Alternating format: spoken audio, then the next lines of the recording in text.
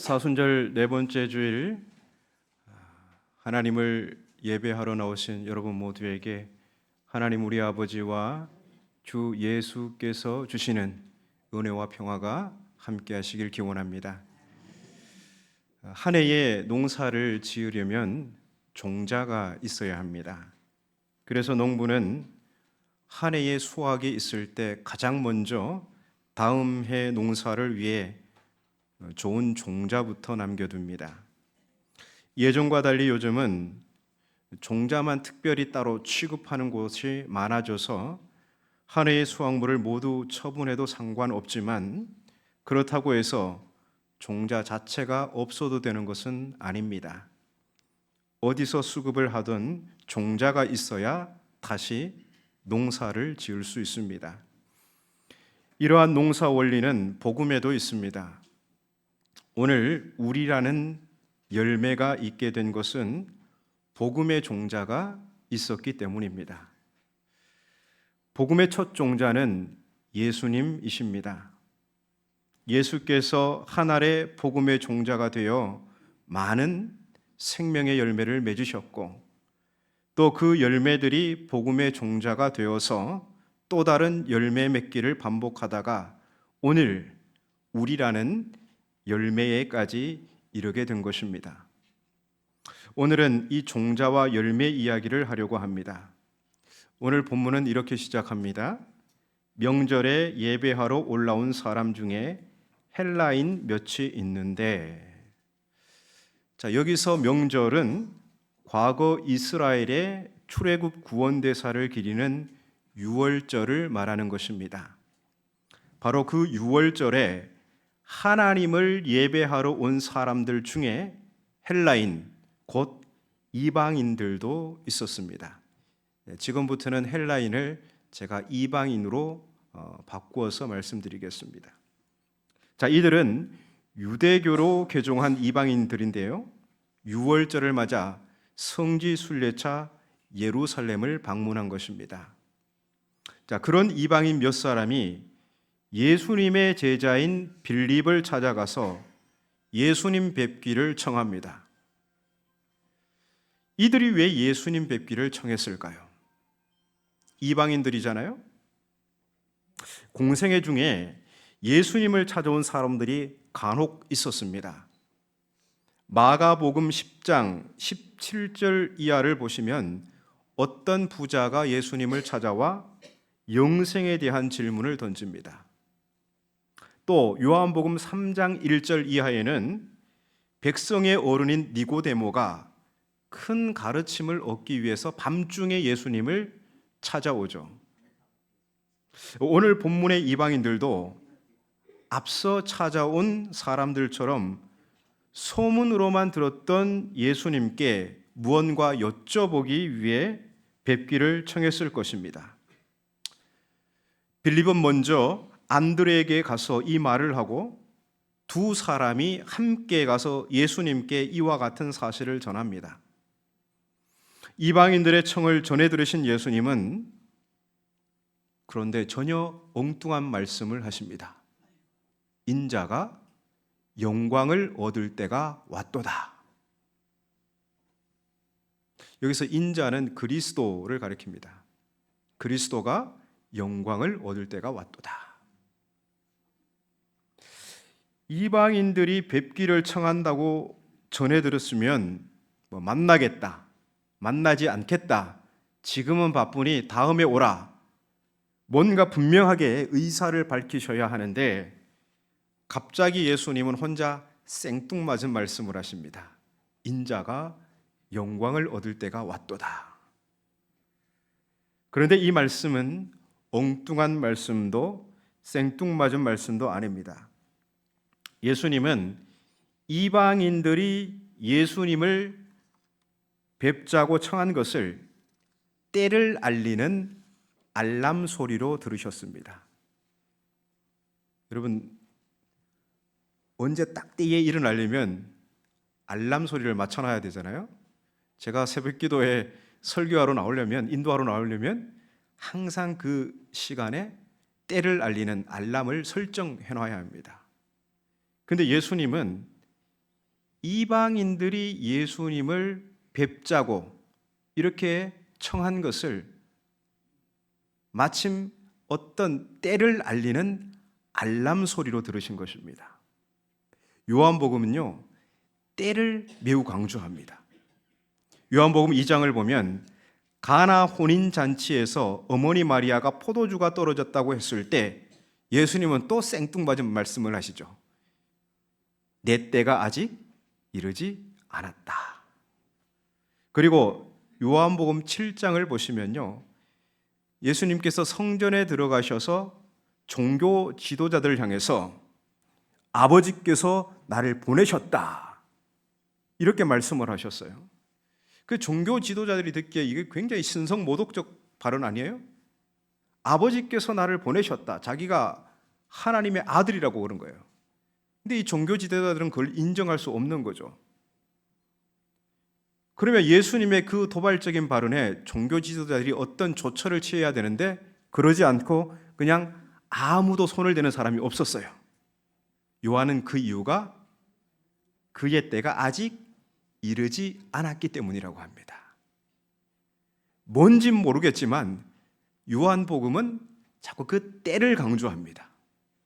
그런데 예수님은 마침내 그 때가 되었다고 합니다. 본문 23절에 따르면요, 그 때는 다름 아닌 인자 곧 그리스도께서 영광을 얻을 때입니다. 그리스도께서 영광을 얻는다니 대체 이게 무슨 말일까요? 이에 대한 대답은 잠시 미루고 먼저 왜 예수님은 이방인 몇 사람이 예수님 뵙기를 청한다는 말을 전해 듣고서 바로 그 타이밍에 요한복음 전체가 목표로 삼았던 그 때가 마침내 도달했다고 하셨을까요? 드디어 때가 왔다.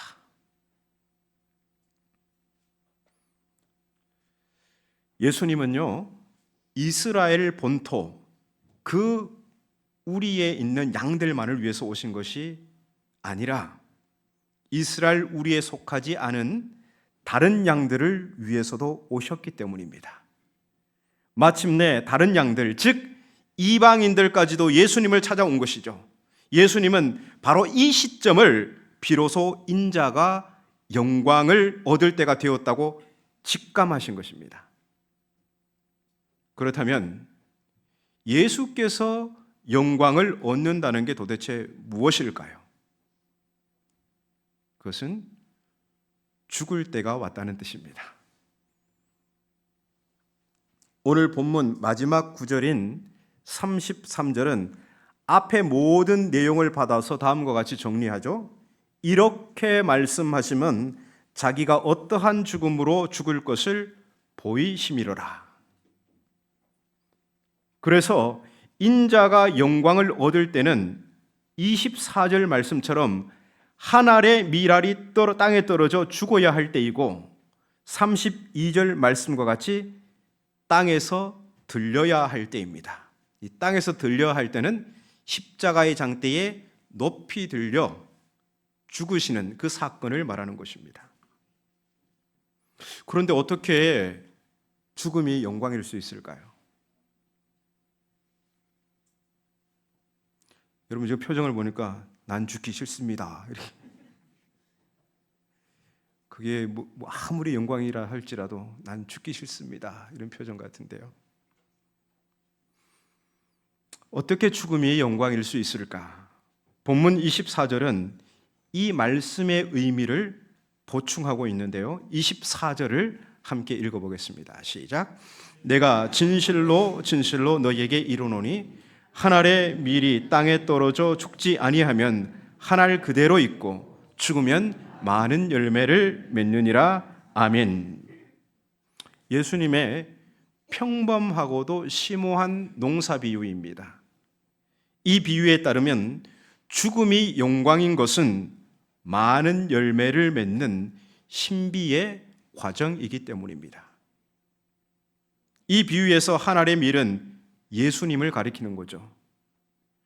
그리고 많은 열매는 먼저는 예수님의 죽음과 부활을 목격한 1차 복음의 증인들입니다.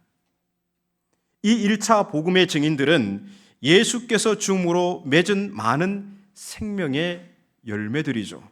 그리고 이 복음의 증인들이 성령 받고 드디어 예루살렘 울타리를 넘어서서 세계 만민을 향해 다가가 하늘에 죽는 밀이 되어서 새로운 생명의 열매를 맺게 됩니다. 농사 비유를 하신 예수님은 이제 25절에서 좀 더 직설적으로 말씀하십니다. 비유는 에둘러 말씀하신 거라면 이제 25절에서는 좀 더 직설적으로 말씀하시는데요. 25절을 함께 읽겠습니다. 시작.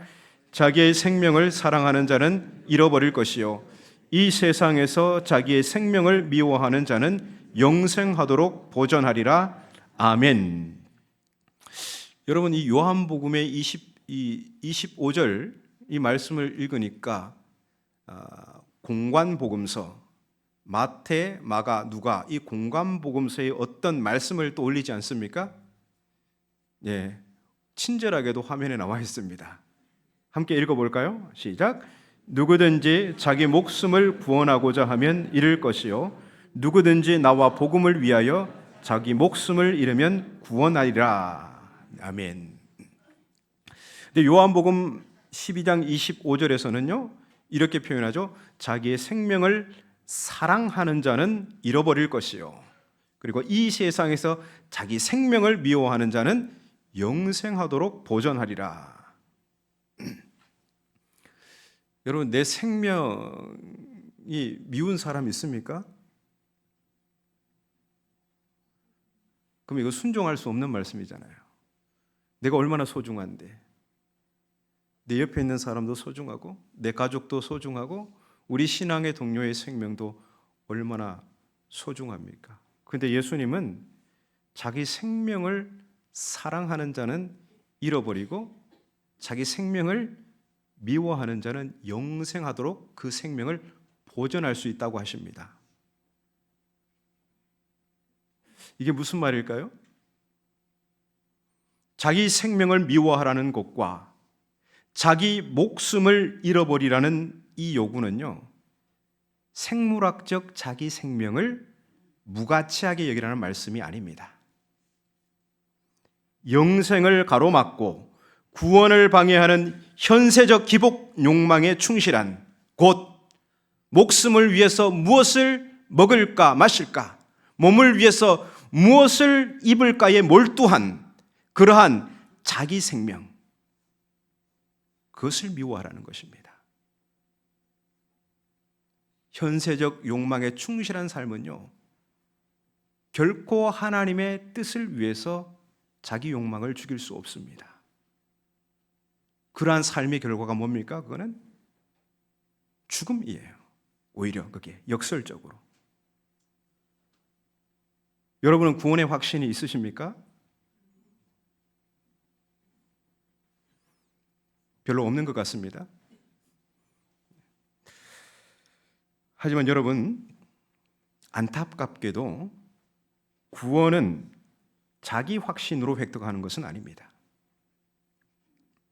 애굽으로부터 구원받은 이스라엘이 홍해를 건너 곧바로 들어간 곳은 천국으로 상징되는 가나안이 아닙니다. 홍해를 건넌 이스라엘이 마주한 곳은 세속적 삶의 자리를 상징하는 광야입니다. 광야는 예기치 못한 위협과 크고 작은 결핍에 노출된 곳입니다. 그래서 광야는 얼마든지 출애굽의 감격과 구원의 노래를 순식간에 앗아가서 현세적 욕망에 충실한 동물적 삶의 나락으로 떨어지게 하는 곳, 그곳이 바로 광야입니다. 잘 알듯이 출애굽해서 가나안 땅에 들어간 사람은 여호수아와 갈렙 단 두 사람뿐입니다. 나머지 가나안 땅에 들어간 사람은 광야에서 태어난 사람들이죠. 출애굽한 사람 중 여호수아와 갈렙을 제외한 나머지 모든 사람은 광야에서 죽었습니다. 그들이 왜 죽었을까요? 불신앙 때문입니다. 그들은 현세적 욕망에 충실한 사람들로서 문제가 닥치면 하나님의 지도자를 원망하고 군중을 선동해서 애굽으로 돌아가자고 합니다. 하지만 여호수아와 갈렙은 가나안 땅을 정탐하고 돌아온 후 믿음의 보고를 했습니다. 10명의 정탐꾼들은 가나안 철기 문명에 기겁해서 불신앙의 보고로 이스라엘 백성에게 좌절감을 안겨다 주었지만 여호수아와 갈렙은 여호와께서 그 땅을 우리에게 주실 것이라고 하며 장대한 가나안 원지문을 가리켜서 그들은 우리의 먹이라고 합니다. 여러분, 믿음으로 구원받는다는 이 명제는 광야의 삶을 면제해주는 주술이 아닙니다. 믿음으로 구원받아요, 믿음으로 구원받아요. 그렇게 고백하면 이 광야와 같은 현실을 아무렇게나 살아도 저 천국에 들어가는 게 아니라는 것입니다. 믿음이 구원의 전제 조건인 것은 믿음만이 광야를 순종으로 직면하고 관통하는 원동력이기 때문입니다. 이 믿음만이 성령을 우리 삶에 매개하고 그 능력으로 현세적 욕망에 휘둘리지 않고 불멸의 궁극적 가치를 위해서 투신하는 죽는 미랄로서 살아가게 합니다. 바로 그 사람에게 구원과 영생이 주어지는 겁니다. 아무렇게나 살아도 믿음으로만 구원받아요, 이렇게 해서 저절로 되는 것이 아니라는 것입니다. 그래서 26절에서 예수님은 오늘 이 말씀을 보고 있는 우리에게 도전하십니다. 26절 말씀을 함께 읽겠습니다. 시작. 사람이 나를 섬기려면 나를 따르라. 나 있는 곳에 나를 섬기는 자도 거기에 있으리니 사람이 나를 섬기면 내 아버지께서 그를 귀히 여기시리라. 아멘. 자, 이 말씀의 요지는 명확합니다. 예수님을 섬기는 사람이라면 예수께서 계신 자리에 있다는 것입니다.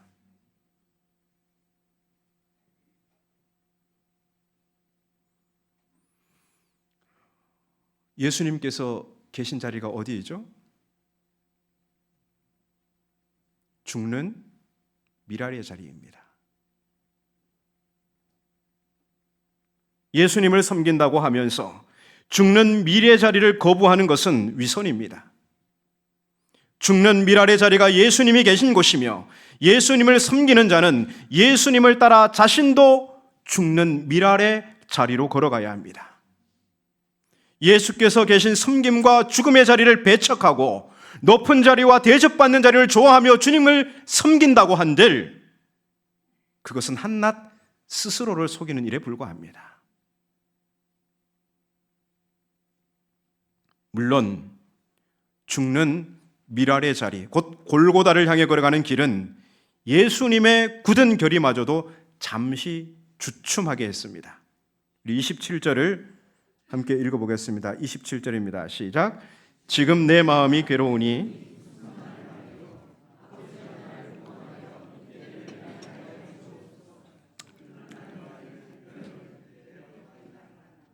아멘.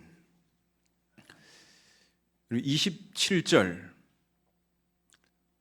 저 부분만 딱 보면 예수님도 정말 사람이지 않습니까?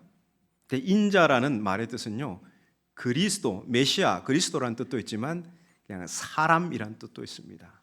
예수님은 참 신이시면서 참 사람이셨습니다. 예수님은 사람으로서 이제 죽는 미랄의 길을 가셔야 하는 것입니다. 그렇다 보니까 예수님도 너무나 괴로우셨습니다. 이 때를 면하고 싶으셨습니다. 이 때가 언제라고요? 뭐라고요? 영광을 얻을 때인데 곧 죽을 때입니다. 예수님은 아버지께 자기 구원의 기도를 드리면서 죽음을 면하게 해달라고 간청합니다. 이 요한복음에서 예수님의 이 자기 구원 기도는요, 공관복음서에서 겟세마네 기도를 떠올립니다. 예수님은 체포 직전 인간이 느끼는 두려움과 공포를 온몸으로 느끼면서 가능하다면 이 고난의 잔을 피하고 싶다고 속마음을 털어놓으셨습니다. 하지만 곧바로 그 말씀을 거두시고 하나님 아버지의 뜻에 자신을 굴복시키십니다. 그러나 내 원대로 마시옵고 아버지의 원대로 하옵소서. 물론 요한복음서에서도 곧바로 자기 구원의 기도를 철회하십니다. 그러나 내가 이때를 위하여 왔나이다. 그러면서 28절에서 한층 더 단호한 결심을 바탕으로 예수님의 자기 구원 기도는 이내 아버지의 이름을 영화롭게 해달라는 간구로 바뀌는데요. 아버지여, 아버지의 이름을 영광스럽게 하옵소서.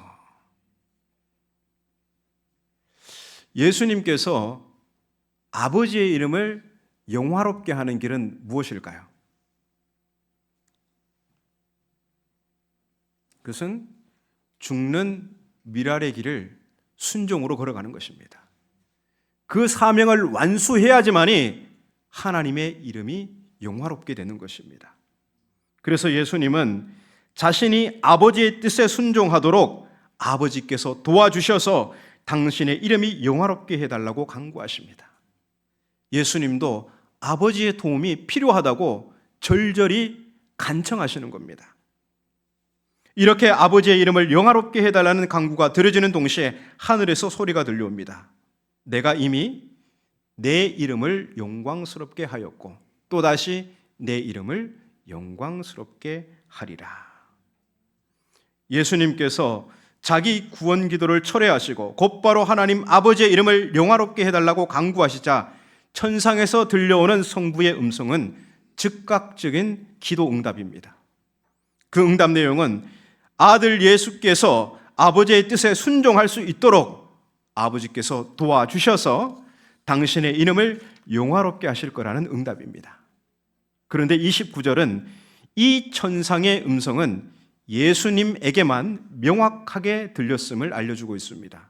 왜냐하면 곁에 섰던 무리가 이 소리의 정체를 놓고 의견을 달리했습니다. 어떤 사람은 천둥 소리라고 하고 또 어떤 이들은 천사의 소리라고 합니다. 중요한 것은 예수님은 이 천상의 소리가 자신을 위한 것이 아니라 곁에 있던 무리를 위한 것이라고 하십니다. 왜 하늘로부터 들려오는 소리가 무리들을 위한 것입니까? 하늘에 미리 되어 죽는 아들의 순종을 통해서 십자가의 장대에 높이 들려 죽는 이 예수님의 순종을 통해서 이스라엘과 더불어 이방인으로 대표하는 세계 만민에게 하나님의 생명이 부어지기 때문입니다. 그러므로 이 천상의 음성은 무리들을 위한 것이고 오늘 우리들을 위한 것이죠. 또한 이 천상의 음성은 예수님의 죽음이 하나님과 하나님을 영화롭게 하는 사건임을 우리에게 확신시켜주고 있습니다. 또한 31절은 하나님의 아들이 하나님의 일로 죽는 이 사건이 아버지 하나님의 이름을 영화롭게 하는 사건임과 동시에 이 세상에 대한 심판임을 선포하는 것입니다. 왜 예수님의 죽음이 하나님을 영화롭게 하는 그 일이며 또 동시에 세상을 심판하는 것일까요? 예수님을 누가 십자가에 못 박았죠? 세상 권세입니다. 빌라도와 유대교 종교 지도자들이 서로 공모해서 예수님을 십자가에 못 박았죠. 그들은 세상 권세를 대표하는 사람들입니다. 그런데 이 세상 권세가 하나님께서 보내신 그 아들을 십자가에 못 박는 것은 바로 이 세상의 민낯을 천하 만민에게 공포하는 사건입니다. 우리는 하나님의 아들을 죽임으로 하나님께 반역을 일으켰다. 세상이 스스로 이렇게 자백하는 셈입니다. 세상 임금은 자기 권력을 이용해서 하나님의 아들을 죽이겠지만 그것은 하나님의 아들이 세상의 모든 왕들의 통치권을 몰수하는 계기가 될 것입니다. 왜냐하면 세상 임금은 하나님의 아들을 죽임으로써 자신이 더 이상 그 자리를 차지해서는 안 되는 불법의 사람이라는 것을 만천하에 드러냈기 때문입니다. 빌라도, 그 시대의 종교 지도자, 그들은 하나님의 아들을 죽임으로써 우리가 불법의 사람이다, 만천하에 드러냈고, 오늘 우리는 그렇게 그 사건을 통해서 세상 권세의 한계와 그 민낯을 우리는 보고 있는 것입니다. 오늘 세상 권세는 다를까요? 천만에요. 그들은 여전히 하나님의 아들을 못 박는 일을 서슴지 않고 있습니다. 그러므로 하나님의 아들이 하나님의 밀이 되어 죽고 십자가의 장대에 높이 들려 죽는 사건은 하나님의 이름을 영화롭게 하는 동시에 하나님께 대항하는 세상 모든 권세에 대한 심판인 것입니다. 따라서 오늘 우리가 하늘에 죽는 미랄로 예수님을 따라가는 것은 하나님의 이름을 영화롭게 하는 동시에 하나님께 대항하는 이 세상 권세에 대한 저항인 셈입니다. 이 위대한 사명에 투신하는 삶은 우리의 구원과 영생을 가로막는 현세적 욕망에 충실한 그러한 동물적 자기 생명을 미워하는 것을 전제하고 있습니다. 또한 예수님처럼 겸손하게 우리가 하나님 아버지의 뜻에 순종하도록 아버지께서 도와주셔서 아버지와 아들의 이름을 영화롭게 해달라고 강구하는 것입니다. 아버지의 이름을 영화롭게 해드리는 길은 하늘에 죽는 밀이 되는 우리의 순종을 통해서만 열릴 수 있습니다. 순종하지 않고 우리는 하나님을 영화롭게 할 수 없다는 것입니다. 그래서 우리는 아버지의 이름이 영광을 받으시도록 지금 여기서 하늘에 죽는 밀이 되어 순종해야 합니다. 아니면 여러분, 나는 아직도 그 때가 이르지 않았어. 예수님은 그 때를 직감하셨는데 아직도 내가 죽어야 할 때가 아니야. 난 죽기 싫어. 이 세상에서 누리는 이거 얼마나 이거 좋은데. 그러고 있다면, 그렇게 현세적 욕망에 충실한 삶을 살고 있다면 열매는 없습니다.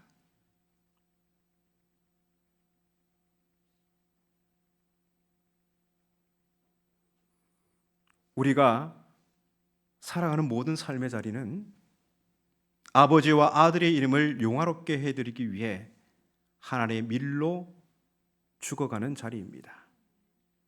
한 곤충학자가 개미를 대상으로 실험을 했습니다. 그는 개미들이 집단으로 모여 사는 곳에 나무젓가락을 놓고 그곳에 불을 붙였습니다. 불이 났을 경우 개미들이 어떻게 대처하는지를 연구하기 위해서였습니다.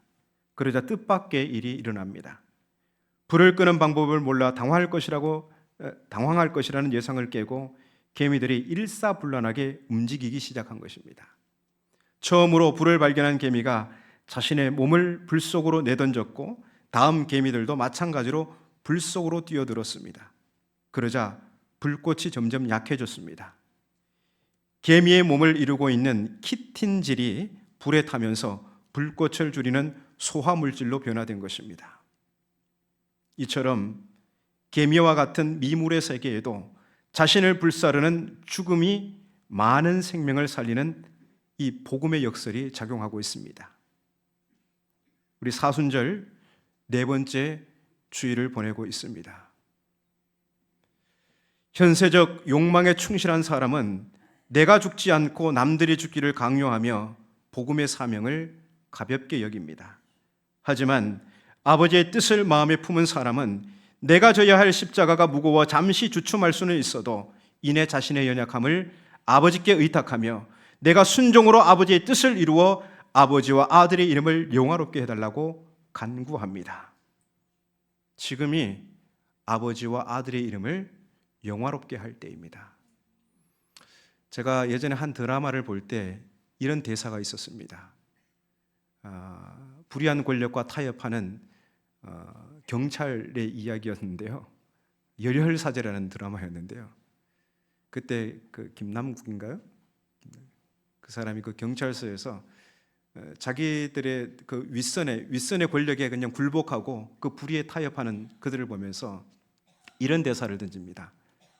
자는 사람을 깨우는 것은 쉬워도 자는 척하는 사람을 깨우기는 어렵다라는 거예요. 저는 오늘 우리 그리스도인들의 딱 삶이 그게 아닌가 싶어요.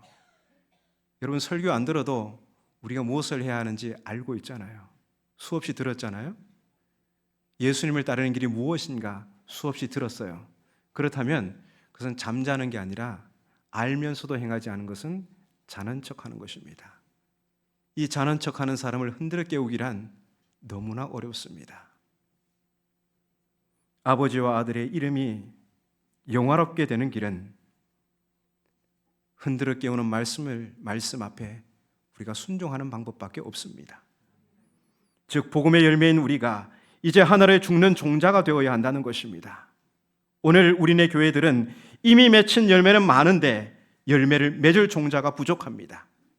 열매로서 누리는 복은 좋은데 종자로서 감당해야 할 사명은 회피한 결과입니다. 우리는 열매이자 종자입니다. 그렇기에 2024년 사순절 우리가 아버지의 뜻에 하늘에 죽은 미랄이 되기까지 순종하도록 도움을 요청하십시오. 아버지여, 아버지의 이름을 영광스럽게 하기 위해 연약한 나를 도와주시옵소서. 그러면 즉시 아버지께서 이렇게 응답하실 것입니다. 내가 이미 내 이름을 영광스럽게 하였고 또 내가 너희를 도와 다시 내 이름을 영광스럽게 하리라. 기도하겠습니다. 생명의 하나님, 주님께서는 죽으면 살고 또한 죽으면 살린다 하셨습니다. 이 복음의 역설적 진리, 곧 십자가의 삶이 우리 함양교회의 지혜가 되게 하시고 삶의 능력이 되게 하옵소서. 거둘 곡식은 많지만 일꾼이 없습니다. 이 추수 때에 현세적 욕망에 충실한 우리의 삶이 생명을 살리기 위해 하늘의 미랄이 되어 죽어 열매 맺는 복음에 충실한 십자가의 삶이 되게 하옵소서. 예수님의 이름으로 기도합니다. 아멘.